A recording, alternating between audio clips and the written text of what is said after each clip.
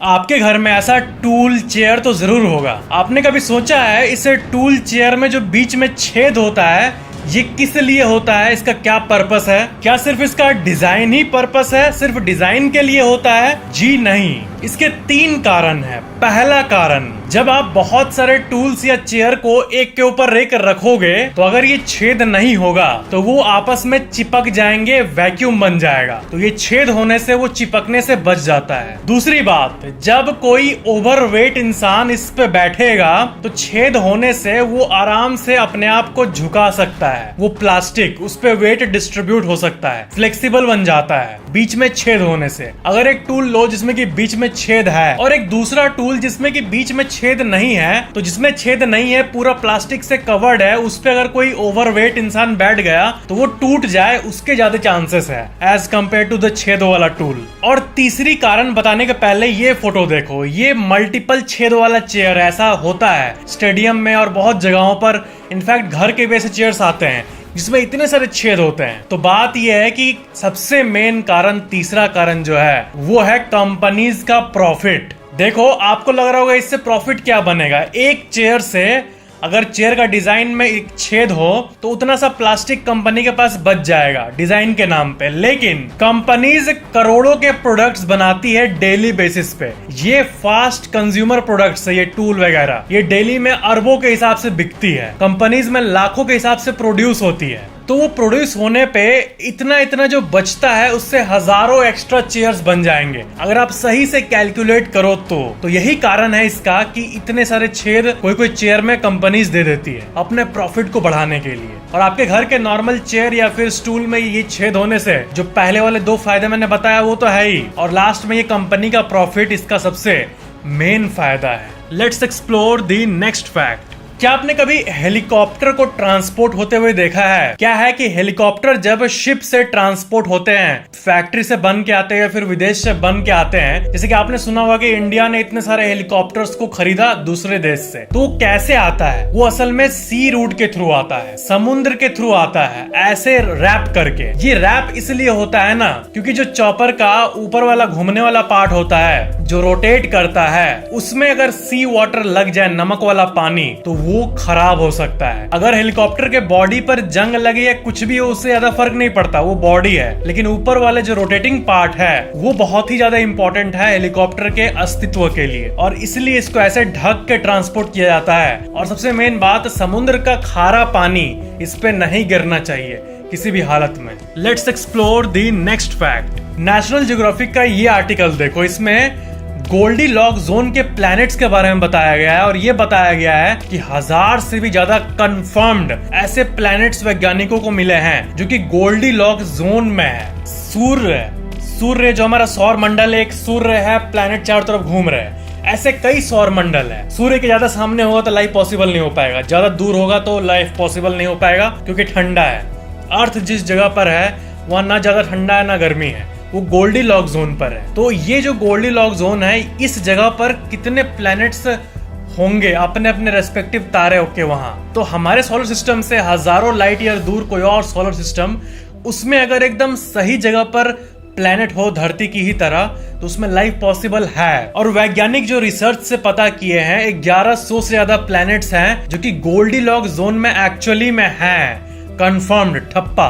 Goldilocks zone में होना बहुत बड़ी बात है। मतलब जिस तरह मूवीज में दिखाते हैं कि दूसरे प्लेनेट पे उतरे हैं स्पेसशिप से, पेड़ पौधे पानी सब है स्वर्ग की तरह, तो ऐसा कोई और प्लेनेट होगा और मे बी लाइफ भी होगा, एलियंस भी होंगे, तभी हमें वाव सिग्नल मिला था। बहुत सारे रेडियो सिग्नल्स मिलते रहते हैं जो कोई और सिविलाइजेशन छोड़े हैं। और सबसे अमेजिंग बात यह है कि वो एलियंस लोग 50 साल पहले, 100 साल पहले वो सिग्नल भेजे थे, और यूनिवर्स इतना बड़ा है कि उस सिग्नल को यहाँ तक आने में ही इतना टाइम लग गया। इसका मतलब हमसे पहले वो मे भी रेडियो टेक्नोलॉजी को डिस्कवर कर दिए होंगे। एक बहुत ही क्रेजी फैक्ट है। हमारा यूनिवर्स इतना बड़ा है कि लाइट को भी ट्रैवल करने के लिए टाइम चाहिए। और इसी से रिलेटेड सबसे मस्त फैक्ट मैं आपको बता चुका हूँ कि जो तारा देखते हो आप आसमान में, वो रियल नहीं है। तारा लाखों लाइट ईयर दूर होता है, यानी अगर अभी वो तारा मर गया तो 1 लाख साल बाद हमें वो आसमान से गायब होते हुए दिखेगा। वो एक्चुअल में मर गया है, फिर भी हमें वो दिखेगा 1 लाख साल तक,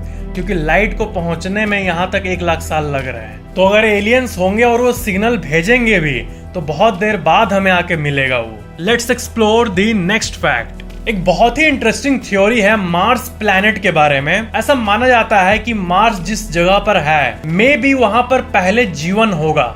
ये एक थ्योरी है और वो जीवन किसी भी कारण से आपस में न्यूक्लियर लड़ाई करके शायद वो खत्म कर लिए हो या फिर वो विलुप्त हो गए हो किसी कारण से। लेकिन मार्स में कई एविडेंस मिले हैं और वहां लाइफ संभव है और मे भी एक पुरानी सभ्यता मार्स पे होगी, ऐसा कहा जाता है। तो इसके बारे में एक बहुत ही मस्त फैक्ट मैं आपको बता रहा हूँ। मार्स पे अगर जीवन है, ये बात सही होगा अगर, तो होगा ऐसा कि वहां पे जो इंसान होंगे ना उसका हाइट और लंबा होगा। जैसे हमारे अर्थ पे 5-6 फीट 6.5 फीट हाइट हाईएस्ट होता है, 7 फीट तक, लेकिन मार्स पे 7-8 फीट सबसे कम होता होगा और 10 फीट सबसे ज्यादा होता होगा अगर वहां पे लाइफ एग्जिस्ट करता होगा तो।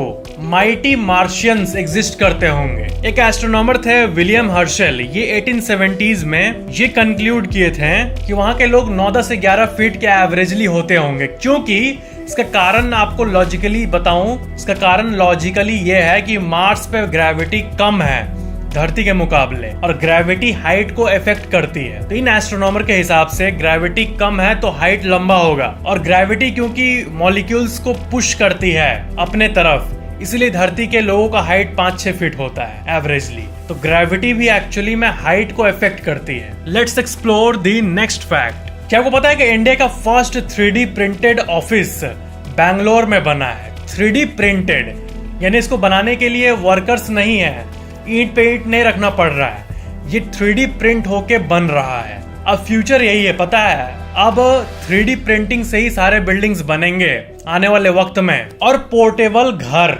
आपने इस तरह का घर देखा होगा जो खुलता है और इसको आप कहीं भी लगा सकते हो किसी भी फील्ड में और वो घर की तरह बन जाता है। तो यही सब प्रोडक्ट्स है 2050 के प्रोडक्ट्स एक्चुअल में। प्रिंटर के अंदर सारे मटेरियल्स मौजूद है और उसको एक एल्गोरिदम से सेट कर दिया जाता है कि कैसे कहाँ क्या रखना है, कैसे उसको फाइनलाइज करना है, कैसे चेक करना है। तो वो ऑटोमेटिक तरीके से बिल्डिंग को बनाता है बिना वर्क फोर्स के। तो ये एक तरह से लोगों के जॉब के लिए जो वर्कर्स हैं जिनका पेट पलता है ये सब करके, जो एआई और कंप्यूटर्स है, ये तो जॉब ले रही है उनका, इसमें तो कोई शक है ही नहीं। लेकिन यही है कि अब एआई आने के बाद बहुत सी जॉब्स जाएंगी और इसको अब रोक सकते नहीं है क्योंकि कंपनीज अपना ही प्रॉफिट देखेगी और एआई डेवलपमेंट को कोई भी सरकार नहीं रोकेगी क्योंकि इकोनॉमिकली वो फायदेमंद होता है, भले गरीब के लिए वो फायदेमंद ना हो, वर्कर के लिए। Let's explore the next fact. क्या आपको पता है ये थ्योरी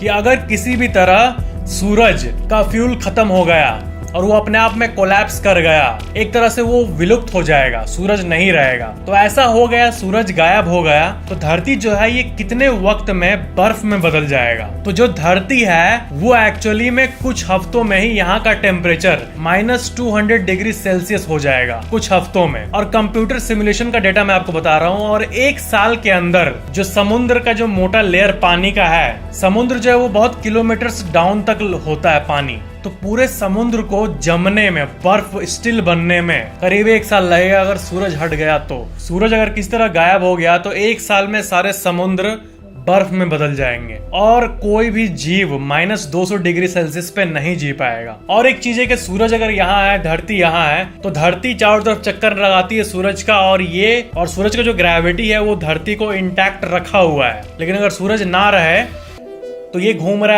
है, लेकिन अगर सूरज विलुप्त हो जाए तो ये फिर स्ट्रेट लाइन में चला जाएगा और स्ट्रेट लाइन में लाखों किलोमीटर पर आवर के स्पीड से तब तक जाते रहेगा जब तक कोई और दूसरा तारा उसको अपने तरफ ग्रेविटी से खींच ना ले। स्पेस में अगर कोई चीज चल रही है तो वो चलते रहती है अनलेस एक्सटर्नल फोर्स उस पर एक्ट नहीं करे। तो ये एक बहुत ही गजब सा हाइपोथेसिस है। और सबसे खराब बात पता है क्या है, ये भले बहुत साल बाद होगा, मतलब हम लोग के लिए मैटर भी नहीं करता ये बात। हम लोग तो 100-120 में शायद मर जाएंगे, 120 भी ज्यादा हो गया, लेकिन फिर भी आने वाले लाखों सालों बाद जब सूरज का फ्यूल एग्जॉस्ट होगा तो वो कोलैप्स कर जाएगा। और वैज्ञानिकों के हिसाब से अगर बड़ा मास होता सूरज का तो वो कोलैप्स करके ब्लैक होल बन जाता, लेकिन सूरज नहीं बनेगा ब्लैक होल, वो बस रेड जायंट बन के एक्सप्लोड कर जाएगा और फिर वो उतना ग्रेविटी नहीं रहेगा उसमें जो सारे प्लैनेट्स को संभाल सके। और प्लैनेट्स घूमते घूमते फिर ये हटने के बाद स्ट्रेट लाइन में चलता चला जाएगा, सब कुछ तहस नहस हो जाएगा। मतलब जो एंड है वो बहुत ही डार्क है। वापस प्रेजेंट में आते रिलैक्स करो, अभी हम लोग को कोई फर्क नहीं पड़ता, मर हो जाएंगे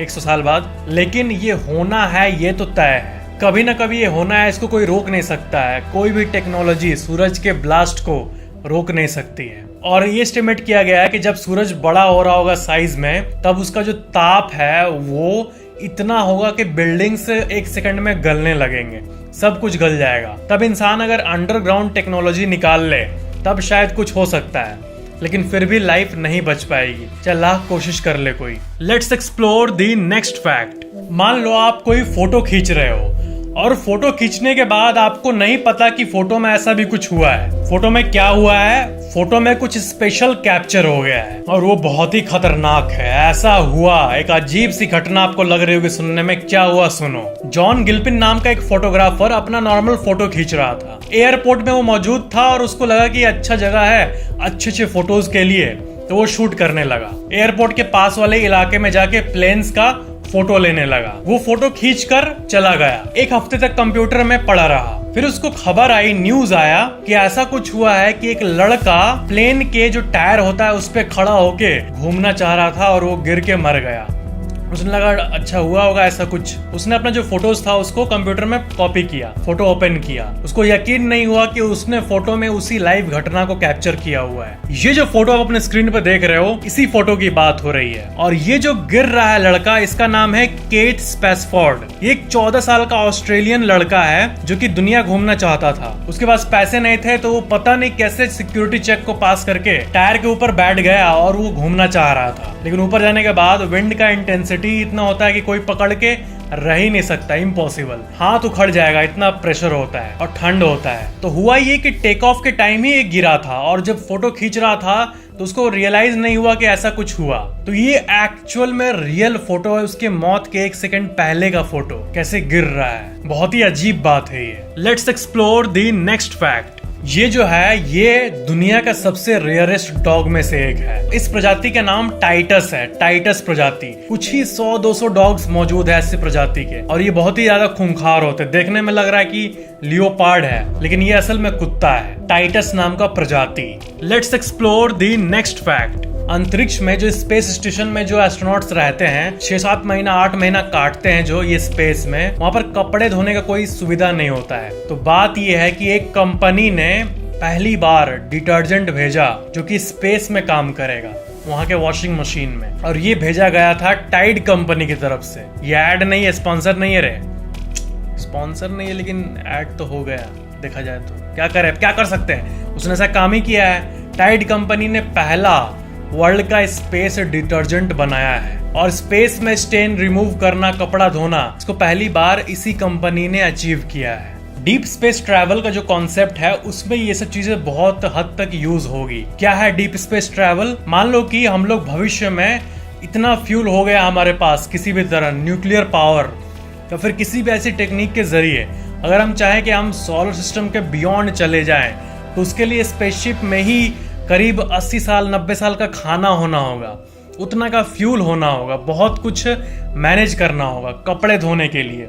तो ऐसी जो फ्यूचरिस्टिक चीजें हैं जिसमें रिस्क लेकर कुछ लोग जाएंगे दूसरे प्लेनेट पर एक्सप्लोरेशन करने, तो उन सब चीजों में ये काम आ सकता है। ऐसा डिटर्जेंट, स्पेस में काम करने वाला पेन और बहुत कुछ। Let's explore the next fact. Neil Armstrong जब मून पर गए थे तो वो स्पेशल इसलिए था क्योंकि चांद पर जाने का रिस्क लेना और वहां से सेफली वापस आने का रिस्क बहुत कम ही लोग लेते हैं। लेकिन स्पेस इतनी खतरनाक जगह है कि कोई गारंटी नहीं है, 0.1% की भी गारंटी नहीं है। गारंटी मतलब क्या होता है कि पूरा फुल गारंटी कि आप वापस आ जाओगे, तो वापस आओगे इसकी गारंटी कोई नहीं देता। जाने का पहले साइन करना पड़ता है कि अगर आप मर गए तो आप मर गए, कोई इसका कोई लायबिलिटी नहीं लेगा। तो ऐसा होता है स्पेस ट्रैवल। तो अभी हमारी जो करंट कंडीशन है इसमें स्पेस ट्रैवल बहुत अनडेवलप्ड है। भविष्य में क्या होगा, स्पेस होटल्स आएंगे, स्पेस में ट्रैवल करेंगे, बियॉन्ड द सोलर सिस्टम वाले मिशन आएंगे।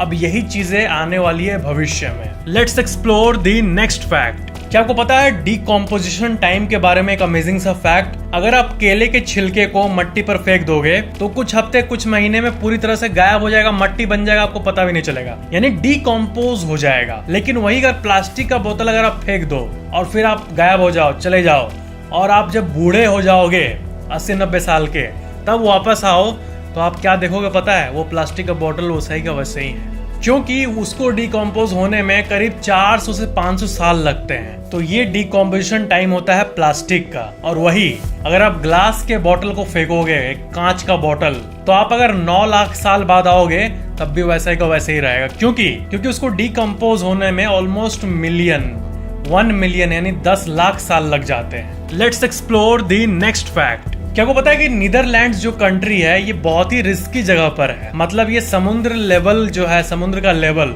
उसके नीचे बना हुआ है। नीदरलैंड्स का हाफ से भी ज्यादा पार्ट सी पॉइंट के नीचे है, बिलो सी लेवल है, यानी अगर सुनामी आई तो आसानी से वो डूब जाएगा, ऐसा है। लेकिन नीदरलैंड्स का $1 बिलियन वॉल, एक दीवार बना हुआ है जो कि उस कंट्री को प्रोटेक्ट करता है, एक मैन मेड दीवार। इसमें क्या है कि दीवार यहाँ है, समुद्र का पानी यहाँ है, तो अगर बढ़कर यहाँ तक भी आ जाए तो शहर में ना घुस पाए। ऐसी टेक्नोलॉजी, फ्यूचरिस्टिक टेक्नोलॉजी से नीदरलैंड एक्चुअली में प्रोटेक्टेड है। ऐसे भी नीदरलैंड्स में कई केसेस हो चुके हैं जिसमें 1 लाख से भी ज्यादा लोग फ्लड के चलते मर गए हैं, एक्सेस पानी के चलते। तो अब जाके ऐसी टेक्नोलॉजी आई है कि एक दीवार बना दी गई है जो पूरे देश को प्रोटेक्ट करती है। एक ऐसी दीवार, बहुत ही फैसिनेटिंग कंसेप्ट है ये। नीदरलैंड से जुड़े ये $1 बिलियन सी वॉल का आप कई आर्टिकल्स को देख सकते हो। Let's explore the next fact. Radar तो आपको पता ही होगा। रेडार मतलब अगर आसमान में दूर दूर तक कोई भी अगर फॉरेन एयरक्राफ्ट हो तो हमारे इंडिया की जो आर्मी वो पता कर लेगी कि वो इंडिया की तरफ आ रही है और उसको पहले ही डिस्ट्रॉय कर देगी। तो रेडार जो है ये बहुत ही यूजफुल टेक्नोलॉजी होती है। लेकिन एक वक्त ऐसा था जब ये रेडार इन्वेंट नहीं हुआ था। तब पता है क्या काम आता था? तब ये काम आता था। इसको साउंड ट्रम्पेट कहा जाता है। ये कुछ ऐसा बना हुआ था, इसका जो लार्ज ओपनिंग है यही दूर दूर के साउंड्स को कैच करता था और इसी से पता होता था कि कोई एयरक्राफ्ट आ रहा है या नहीं आ रहा है। रेडार के इन्वेंशन के पहले ऐसी वॉर ट्यूबास को यूज किया जाता था और ये बहुत डिफरेंट टाइप्स के होते थे, अलग अलग प्रकार के होते थे और दुश्मन का पता इसी के थ्रू लगाया जाता था। तो ये थी आज की इंटरेस्टिंग जानकारी। मिलते हैं नेक्स्ट वीडियो में, तब तक सब्सक्राइब करके बेल आइकन जरूर ऑन कर लेना और लाइक जरूर कर देना वीडियो को। Thank you so much.